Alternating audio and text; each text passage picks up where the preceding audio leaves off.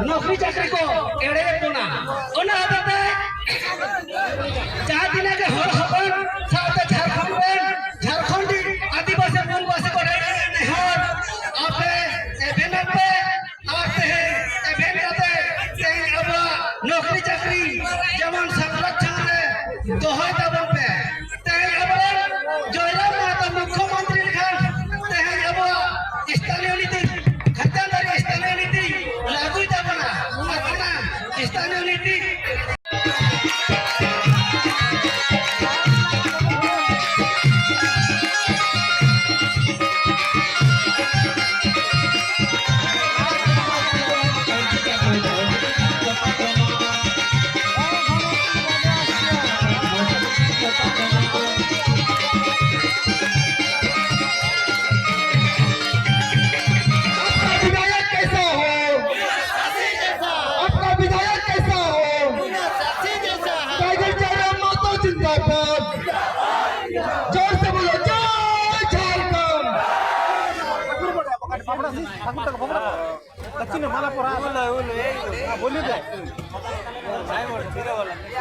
मेरे हमार काकी जेठी भाई बहन काका बड़ो बाप छोटो सवाई के झारखंडी जोहार आया हागा सबन को भाई बहन को सबन को जोहार। हमारे भाई बहन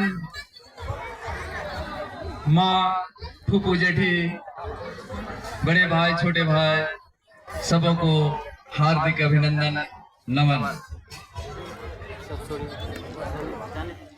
All my brothers, fathers, sisters and all the children, I want to welcome here and I congratulate to all the members those are present here.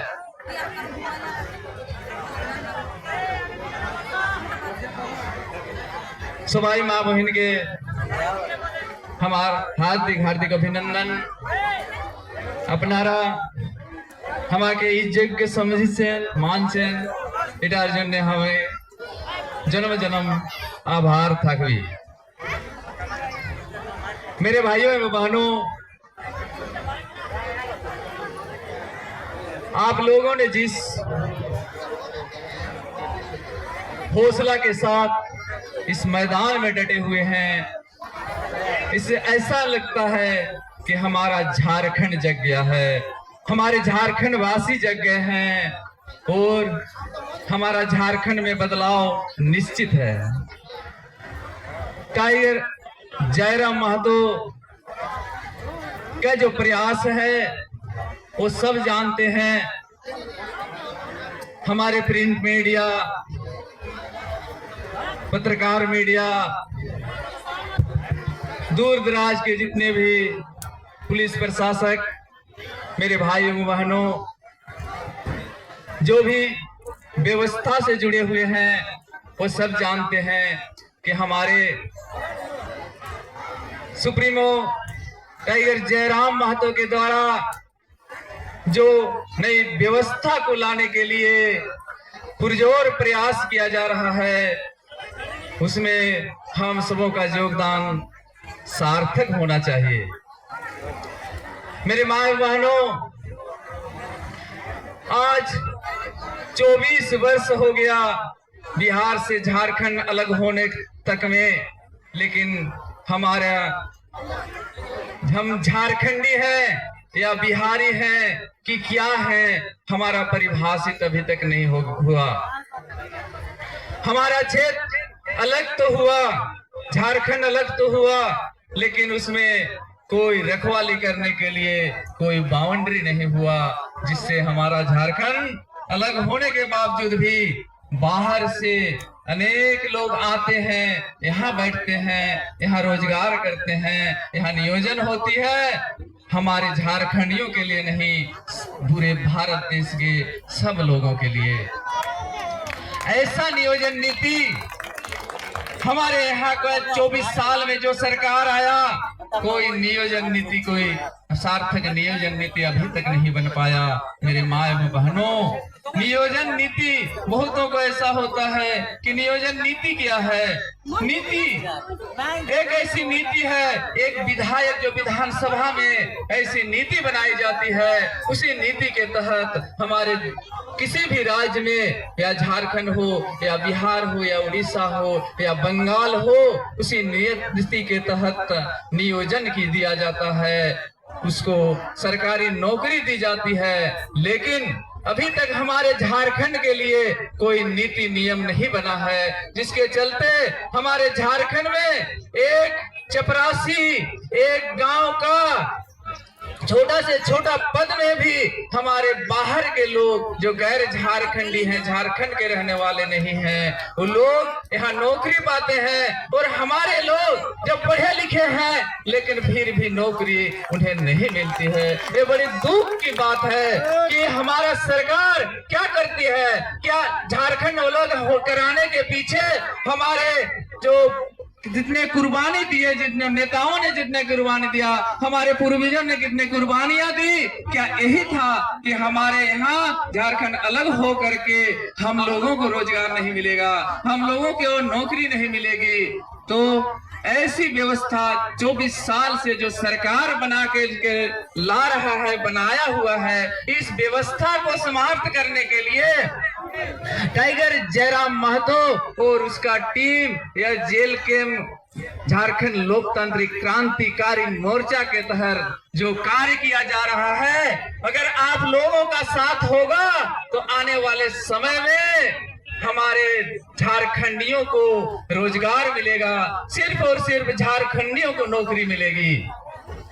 आप लोगों को एक बात कहना चाहूंगा, बहुत ऐसे होते हैं 1932 क्या है, 1932 क्या है, 1932 का खतियान क्या है। मेरे माँ एवं बहनों, 1932 का खतियान ये है कि 1932 का खतियान सिर्फ और सिर्फ झारखंडियों के पास है। जो गैर झारखंडी है उसके पास 1932 का खतियान नहीं है। अगर हमारे जयराम महतो के प्रयास से 1932 का खतियान लागू हो जाएगा तो बाहरी लोगों, जो बाहर के हैं, उनका पहचान होगा, जो सचमुच में झारखंडी है उसका पहचान होगा। इसीलिए अगर झारखंड में हमारे झारखंड लोकतांत्रिक क्रांतिकारी मोर्चा का सरकार बनती है, या यूं कहे जयराम दा का सरकार बनती है, तो 1932 का खतियान लागू होगा। मेरे माँ बहनों, ये कहने का मतलब यही है कि 1932 का खतियान जिसके पास है उसी को नौकरी मिलेगा, जिसके पास 1932 का खतियान नहीं है उसको नहीं मिलेगा। हमारे सबसे नजदीक में बहुत सारे कल कारखाने हैं जहां पर हमारे लोगों को रोजगार नहीं दी जाती है। कोई व्यवस्था नहीं है मेरे माँ बहनों कि वहां रोजगार कैसे दिया जाता है, किस तरह से वहां प्रवेश किया जाता है, इसकी कोई व्यवस्था नहीं है। जिसका ऊपर में पहुंच है उसी को वहां नौकरी मिलती है। यहाँ तक कि देखने को आता है, हमें देखने को मिलती है कि एक ठेकेदारी के पद पर भी, ठेकेदार में काम करने के लिए भी कोई व्यवस्था नहीं है। ठेकेदार में काम करने के लिए भी बाहर के लोग काम करते हैं। और हमारे झारखंड के, या यूं कहे तो हमारे विधानसभा क्षेत्र के, आज सुबह सुबह हमने आया था मानगो चौक, आप लोग देखे होंगे, पुल के सामने है मानगो चौक। मानगो चौक में हजारों ऐसे पुटमदा बड़ाम के जो मजदूर थे जो वहां पर खड़े थे। हमने सुबह सुबह मिला 7-8 बजे, उन लोगों को पूछा कि क्या आप लोग यहाँ क्यों खड़े हैं? आज तो छठ का त्योहार है, पूरे बाहर वाले बिहार वाले छठ त्योहार का आनंद मना रहे हैं और आप लोग यहाँ पर खड़े हैं। तो लोग यही जवाब दिया कि हम लोग काम करने आए हैं बाबू, लेकिन काम तक नहीं मिलता है। हमने कहा माँ, मैं टाटा स्टील से हूँ, एक टाटा स्टील का इंजीनियर हूँ।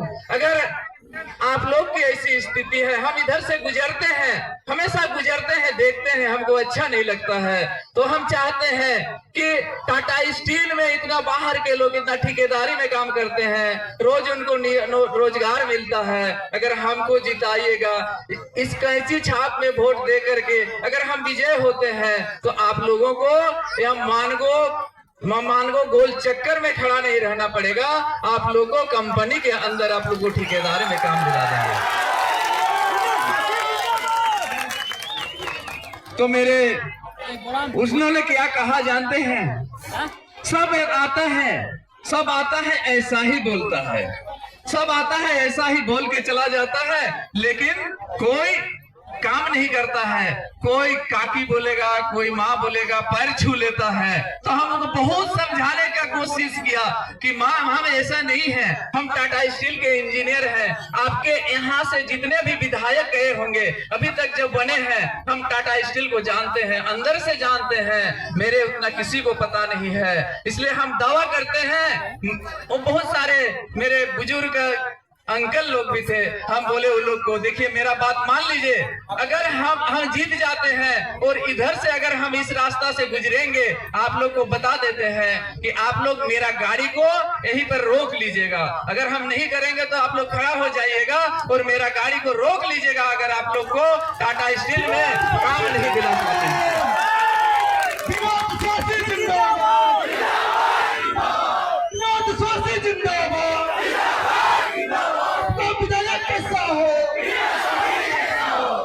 मेरे माताओं व बहनों, हमारे झारखंड में विस्थापन नीति नहीं है।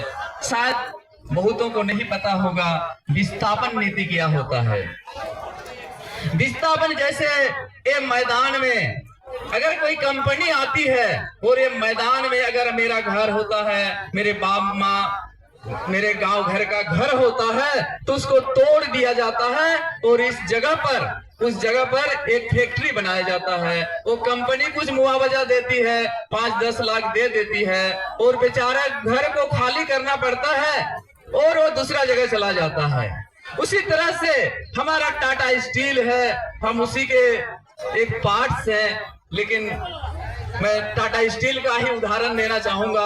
वो इतना जमीन कब्जा करके रखी है, तो वहां जमीन जब टाटा स्टील बनी तो आप लोग सोचते होंगे टाटा स्टील आकर के यहाँ बैठा था, नहीं, वहां बहुत सारे घर थे, उन घरों को हटाया गया।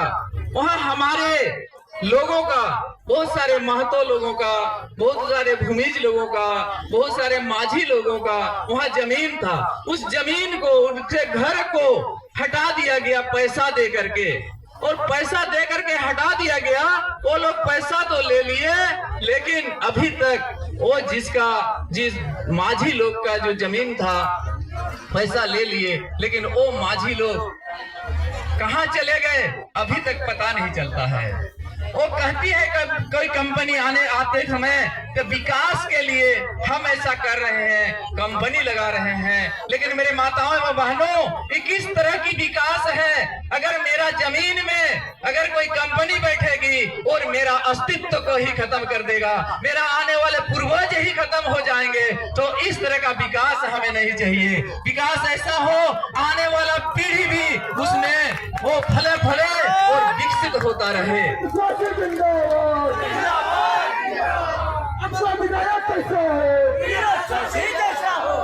मेरे माताओं बहनों, मैं जमशेदपुर में रहता हूँ, सिद्धगोड़ा में रहता हूँ। बहुत सारे इसी जुगसलाई विधानसभा क्षेत्र के पुटमदा बोड़ाम से बहुत सारे लोग सब्जी बेचने के लिए जाते हैं, कोई मजदूरी करते हैं। तो वहां अगर पूछा जाता है तो बाहर के लोग या यूं कहें टाटा वाले ही कहते हैं कि मजदूर कौन है, तो पटमदा बुड़ाम का मजदूर है। मेरे भाइयों और बहनों, ये जो विधानसभा क्षेत्र तो पटमदा बुड़ाम के लोगों को एक मजदूर करने वाले के नाम से जाना जाता है। ये सच्चाई है। मेरे भाइयों और बहनों, अगर हमारी पार्टी जेल के में अगर विजय होती है, ये सरकार बनाती है, तो इसका नाम को जरूर चेंज करेंगे। मेरे भाइयों बहनों, ये मजदूर करने वाला का जगह नहीं होगा, ये नौकरी करने वाले का जगह होगा, ये शिक्षित परिवार का जगह होगा। यहाँ शिक्षा में इतना विकास किया जाएगा, शिक्षा को एक मॉडल बनाया जाएगा। मेरे भाइयों और बहनों, जब तक शिक्षा आगे नहीं बढ़ेगा तो कोई कंपनी आएगी, पैसा दे देगा, फिर भी हम लोग आगे कुछ नहीं कर पाएंगे। हमारा एक मॉडल की हम बात करना चाहेंगे। मेरे भाइयों और बहनों, अभी तक 2010 से हम लोग काम कर रहे हैं। मेरा टीम है, हम नाम उनका लेना चाहूंगा। हमारे बंधु हैं हराधन महतो, श्रीमान हराधन महतो जो चिड़का के रहने वाले हैं, और डॉक्टर तरुण कुमार महतो जो हीरा चुनी के रहने वाले हैं, जो हमारा जुगसलाई विधानसभा क्षेत्र से ही बिलोंग करता है। हम लोगों ने मैथमेटिक्स क्लब के तहत ऐसा काम करने का सोचा कि इस क्षेत्र में पटमदा बुड़ाम और जुगसलाई क्षेत्र में 5-8 पंचायत के क्षेत्र में किस तरह से शिक्षा का अलग जगाया जाए, शिक्षा को कैसे विकसित किया जाए, इस पर हम लोग इसके लिए मैथमेटिक्स क्लब की स्थापना हम लोगों ने किया। और 2010 से हम लोगों ने शुरू में नवोदय विद्यालय में प्रवेश पाने के लिए निःशुल्क कोचिंग सेंटर की स्थापना की, और जगह जगह पर दामोदरपुर, मोहनपुर, गोपालपुर, आंधारजोर, इंदूर माटी, तो ऐसे कोई क्षेत्रों में हम लोगों ने शिक्षा का केंद्र रखा, जिसमें नवोदय विद्यालय के में प्रवेश पाने के लिए निःशुल्क कोचिंग व्यवस्था की जाती थी। इसके तहत शुरू में 2-4 लड़के नवोदय विद्यालय में, लड़के लड़कियों में से नवोदय विद्यालय में प्रवेश पाया। धीरे धीरे हम लोगों का भी हौसला बढ़ने लगा, तो हम लोगों ने केंद्र बढ़ाना शुरू किया, और अभी वर्तमान से में लगभग 70-80 बच्चे पटमदा बुड़ाम से हमारे संस्था की ओर से नवोदय विद्यालय में प्रवेश पा चुके हैं और एक उत्तम शिक्षा ग्रहण कर रहे हैं। ये व्यवस्था हम लोग बहुत कम जगह पर चला पा रहे हैं, क्योंकि हम लोगों ने अपनी कमाई से, अपना पेमेंट से, अपना सैलरी का खर्चा से हम लोग चला रहे हैं वर्तमान समय में। अगर आने वाले समय में अगर आप लोगों की सेवा करने का हमें अवसर मिला, तो हम शिक्षा के क्षेत्र में इतना बदलाव लाएंगे कि आप लोग कल्पना नहीं कर सकते हैं। और एक जुगसलाई क्षेत्र को मॉडल शिक्षण का केंद्र बनाने का हम लोगों का प्रयास रहेगा। अगर हम राज्य के बारे में कहें, तो मेरा एक कल्पना है, मेरा एक विचारधारा है कि हमारे झारखंड से ऊंचे ओहदे में बहुत कम आदमी रहते हैं, बहुत कम व्यक्ति रहते हैं, या न्यायपालिका कहें या वकील के क्षेत्र में कहें, डॉक्टर हो या इंजीनियर हो या बड़े बड़े प्रोफेसर हो, बहुत ही कम है। जब बड़े बड़े कॉलेज तो हैं, वहाँ कोई हमारा प्रिंसिपल नहीं है। तो हम लोग किस तरह से हमारे लोगों को उस ऊंचाई तक ले जाएं, इसके लिए हम लोगों का एक ब्लूप्रिंट्स है, एक मॉडल है। अगर जयराम दा की सरकार बनती है, अगर जेलकेम की सरकार बनती है, तो हमारी सरकार ऐसी व्यवस्था करेगी जो मैट्रिक के पहले भी और मैट्रिक के बाद भी जो प्रतिभा संपन्न बच्चे होंगे, जो मैट्रिक पास कर लेते हैं, उनका हम लोग प्रतियोगिता परीक्षा लेंगे और हम लोग उसको चयन करेंगे। क्योंकि चयन करने का हम लोग का यही मकसद है कि हमारे माँ पिताजी गरीब होते हैं लेकिन हमारे बच्चे बहुत तेज होते हैं। लेकिन तेज बच्चा किसी तरह से अच्छा तो कर लेता है, अपना क्लास में एक प्रतिभा संपन्न एक अच्छा स्थान तो रख लेता है, मैट्रिक में अच्छा अंक तो प्राप्त कर लेता है, लेकिन आगे की पढ़ाई करने के लिए उसका गार्जियन समर्थ नहीं होते हैं। मेरे भाइयों व बहनों, अगर हम लोग की सरकार होती है तो मैट्रिक के बाद हम लोग एक प्रतियोगिता परीक्षा रखेंगे जिसमें उन बच्चों को जो तेज हैं, जो अच्छा करने वाले हैं, उसको हम लोग चयन करेंगे। 400-500 हजारों बच्चे को हम लोग, झारखंड के मूल बच्चे को, उन बच्चों को ही चयनित करेंगे जिसका 1932 का खतियान है।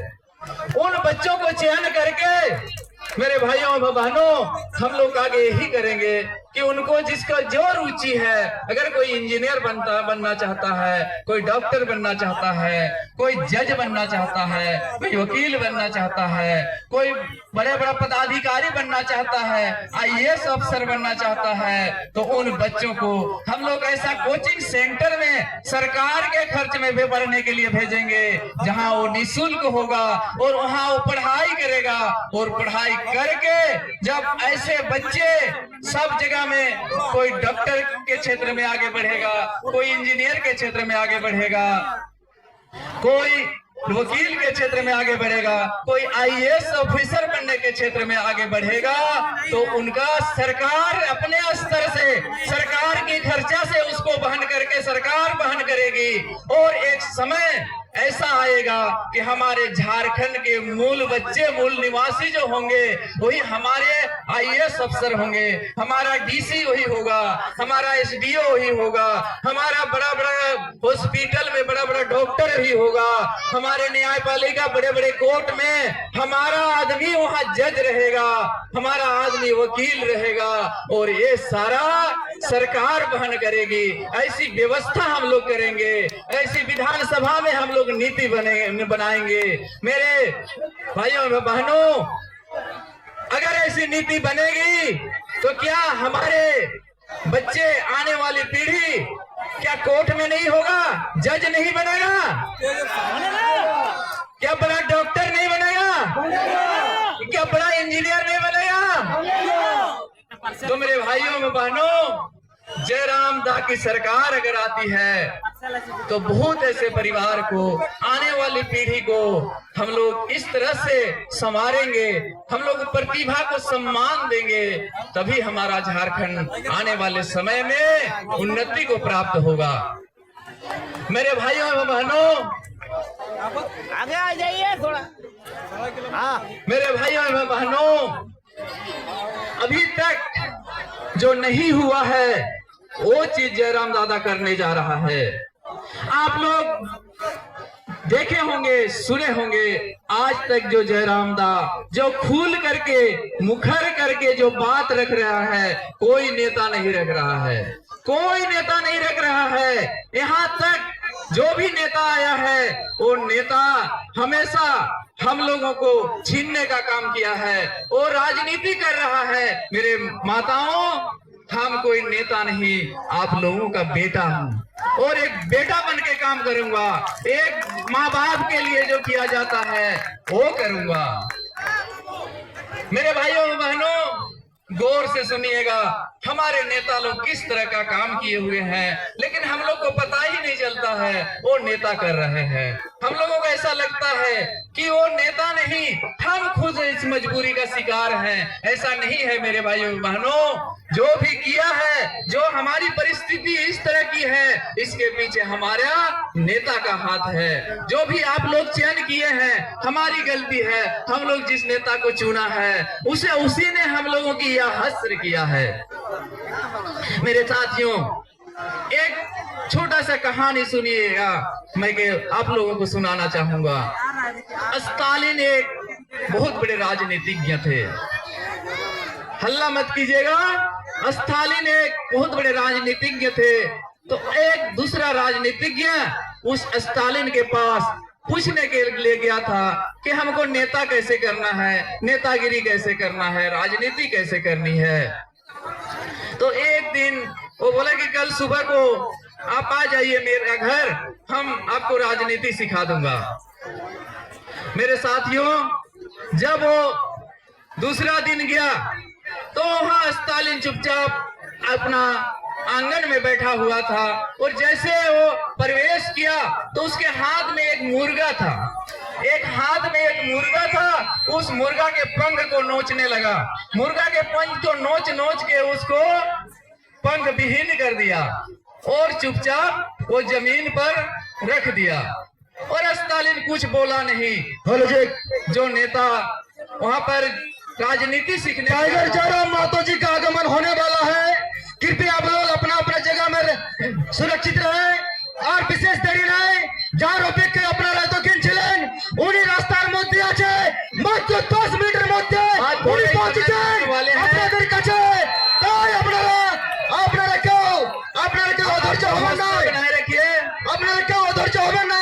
আমি জানি প্রথম দবরমের মানুষ টাইগার জয়রামের জন্য জীবন দেওয়ার জন্য তৈরি আছে, সেজন্য বলছি আপনারা কেউ যাবেন নাই।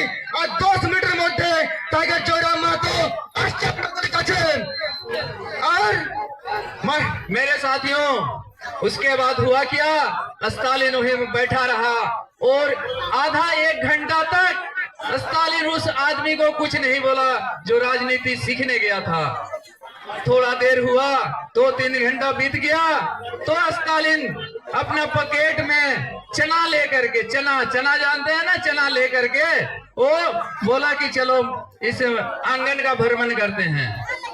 3 घंटा बीत गया तो पॉकेट में वो मुर्गा तब तक वो भूल गया था, वो मुर्गा तब तक भूल गया था, उसको भूख लग गया था। तो स्टालिन जैसे ही खड़ा हुआ तो मुर्गा भी चलना शुरू किया। स्टालिन चना निकाला, एक चना यहाँ डाल दिया, आगे बढ़ते गया, मुर्गा भी उसके पीछे पीछे चलने लगा। फिर आगे बढ़ा, उसके पीछे पीछे मुर्गा फिर चलने लगा, चना डालते गया, वो मुर्गा जो पंख उसी को उखाड़ दिया था वो पीछे पीछे चलने लगा। फिर थोड़ा देर में फिर आगे बढ़ा, वो मुर्गा पीछे पीछे चलने लगा, वो चना थोड़ा सा डाल दिया, वो चना खाया, फिर आगे बढ़ते गया। फिर पूरा आंगन का भ्रमण करने के बाद स्टालिन कुछ नहीं बोला, चुपचाप बैठा रहा। वो जो राजनीति सीखने गया था वो सोचने लगा कि एक ऐसा राजनीति हमको कल बुलाया है, 3 घंटा बीत गया लेकिन अभी तो राजनीति की बात नहीं करता है। जब अंतिम समय आया तो 3-4 घंटा में वो विदा लेने वाला था, तब वो बोला कि जब कुछ नहीं बोल रहा है तो हम कुछ पूछ लेते हैं कि भाई आप तो राजनीति सिखाने के लिए आए थे लेकिन अभी तक कुछ नहीं बोले। तो बोला कि आपको तो सारा राजनीति हमने सिखा दिया। तो बोला कि ये कैसी राजनीति, कुछ बोले ही नहीं। तो बोला कि देखिए, ये जो मुर्गा था, इस मुर्गा को हम पंख नोच करके अलग कर दिए थे, वो निसहाय हो गया और अभी 3-4 घंटा में ये मुर्गा भूल गया है कि हम इसको नोच करके अलग किए हैं, उसका पंख हम अलग किए हैं, भूल गया है। देखो चना दे रहे हैं, वो मेरे पीछे पीछे चल रहा है, चना दे रहे हैं, मेरे पीछे पीछे चल रहा है। तो यही होता है, शांति बनाए रखो, समय शांति बनाए रखो, आने वाले हैं, समय शांति बनाए रखो, शांति बनाए रखिए, रास्ता क्लियर करो, रास्ता क्लियर करो। टाइगर जी का आगमन होने वाला है,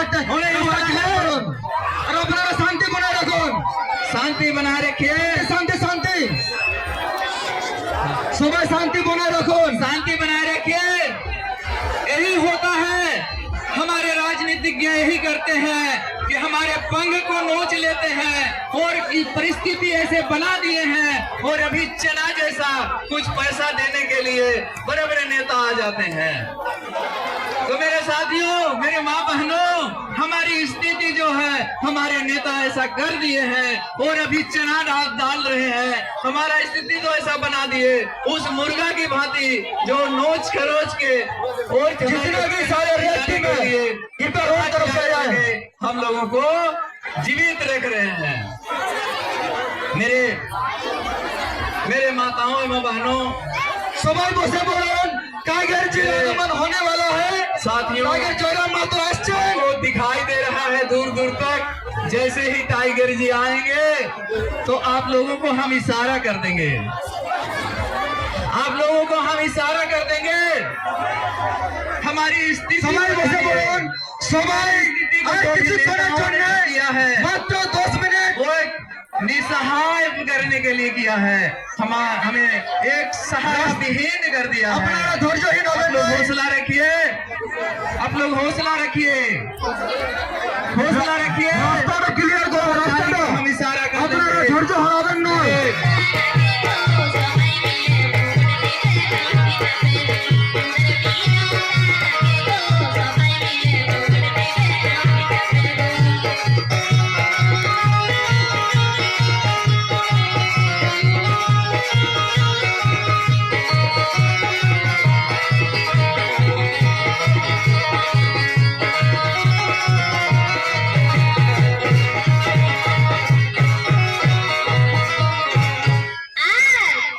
ঝাড়খণ্ডী বাসি বাঁধো জোট সবাই মিলে দিও ভোট, ঝাড়খণ্ডী বাসি বাঁধো জোট সবাই মিলে দিও ভোট। আরে ঝাড়খণ্ডে নতুন পার্টি যেদিকে শেষ গো, আরে ঝাড়খণ্ডে নতুন পার্টি যেদিকে নাম গো, আমাদের বিনোদ দাদাকে গো সবাই মিলে ভোট দিবে।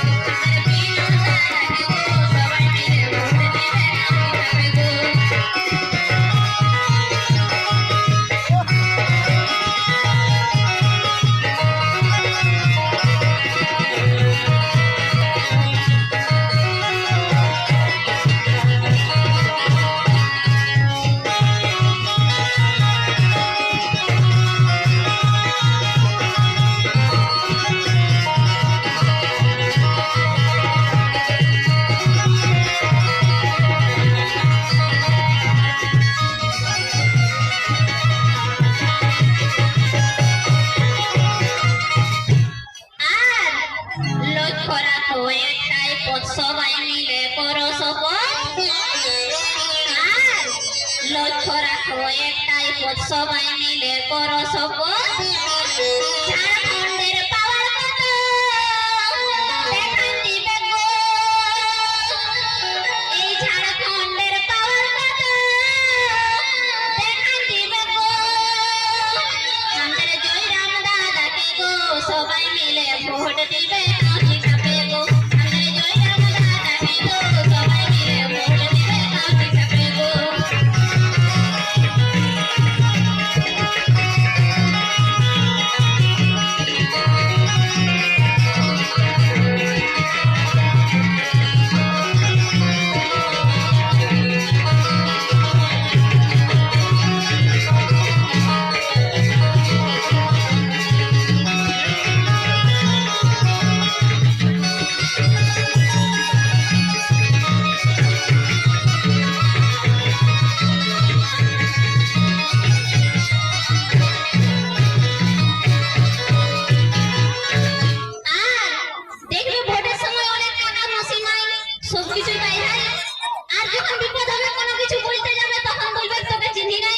ভোটের সময় এসে ঘরে নিয়ে হাত জোড় করে বলবে মামাসি আমি তোকে জানি, এই চিহ্নটাই ভোট দিবি, তারপরে আর কোন হয় নাই।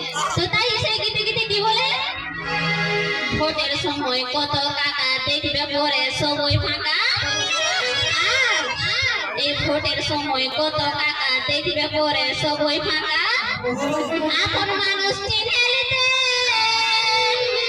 ভুলো না গো, এই আপন মানুষ চিনে নিতে ভুলো না গো, আমাদের বিনোদ দাদাকে গো সবাই মিলে ভোট দিবে।